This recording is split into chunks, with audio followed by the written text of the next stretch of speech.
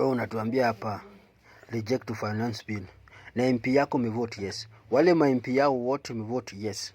Wale ma MP yao wote umevote yes. Kama uko serious na unasema uko serious, kitu tunataka ufanye, hama MP wote nyumba yao one by one ichomwe, biashara zao ichomwe. Chagua moja, kama ni nyumba utachoma au ni biashara.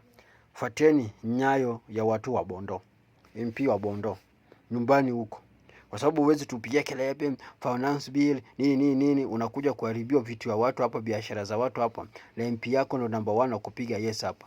Umeona jina ya MP yako amepiga yes, umeona MP yako na support finance bill ambao wa Kenya wanapinga.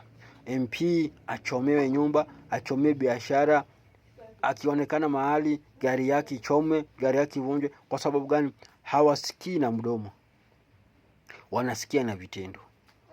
Hawasikii na maneno, wanasikia na action. Unasikia? Hawana huruma, kwa sababu wameshapewa pesa.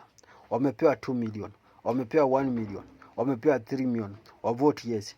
Dini na MP yako. Kila mtu hapa anajua MP yake. Kila mtu hapa anajua nani mvuta yes, kwa sababu walikuwa na vote live na wanatangaza jina zao. Enda dini na MP yako kwenyu huko ushago. Dini na MP yako huko kwenyu ushago. Kama uko serious na hii finance bill, usitusumbue. Dini na MP yako seriousness, ambao usitusumbue hapa.